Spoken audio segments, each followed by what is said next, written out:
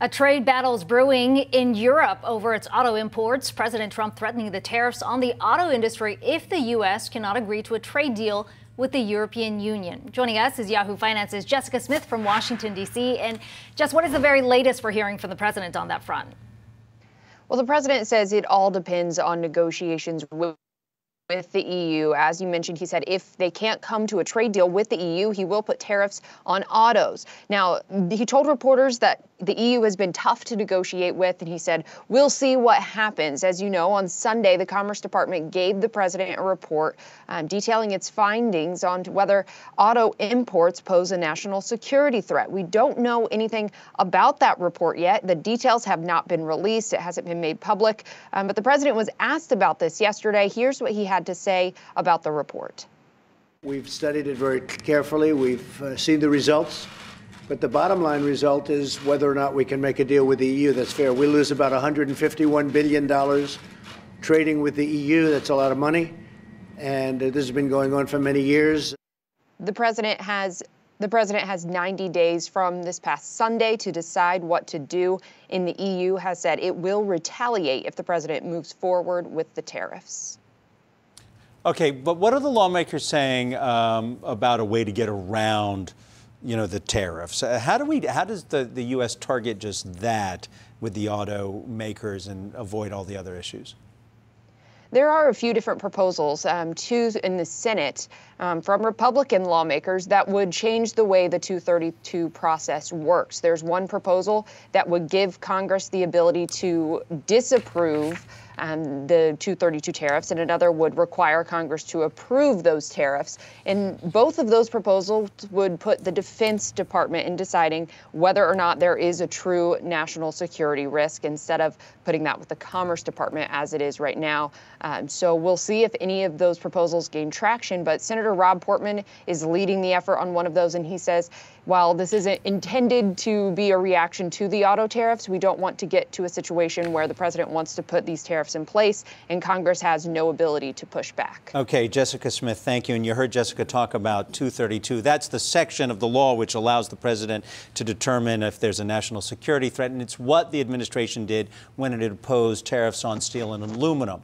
The steel industry seeing the impact of those tariffs. And joining us now to discuss this is JSW USA CEO John Hritz. Thank you for being here with us. Thank you. Thank you. I would imagine, and correct me if I'm wrong, that having these tariffs in place, is high in some cases 25%, has helped U.S. producers of aluminum. That would include, even though you're an Indian company, but the U.S. operations?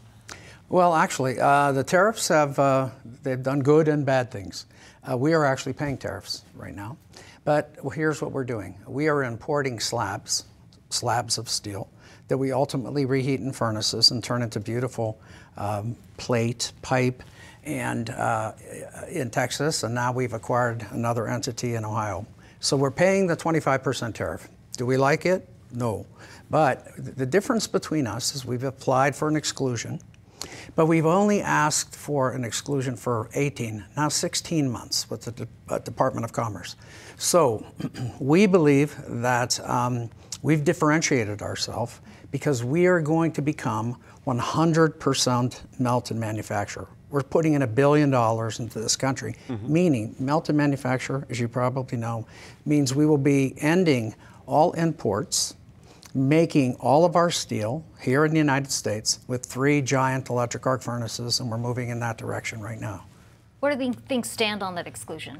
You said you've applied for that exclusion. Well, here we filed nearly a year ago, and we're waiting.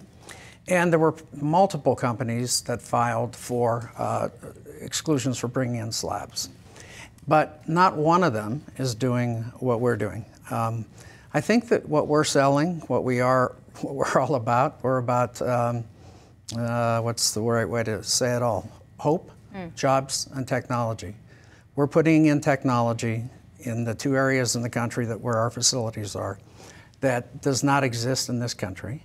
So we're waiting now for the Commerce Department to rule on our exclusion request. I've got to assume that you expect one day that the tariffs will be gone, but that the business, the model you're creating here in the States, you're going to be viable. I used to live in Cleveland, Ohio. I have friends who work at your competitor, and I think the people in Ohio are appreciative that you're going to be launching that facility along the West Virginia border. It's launched. Yeah, but the question is, are you viable? You want to put the investment in there, but how do you remain viable without the tariffs? Here's how.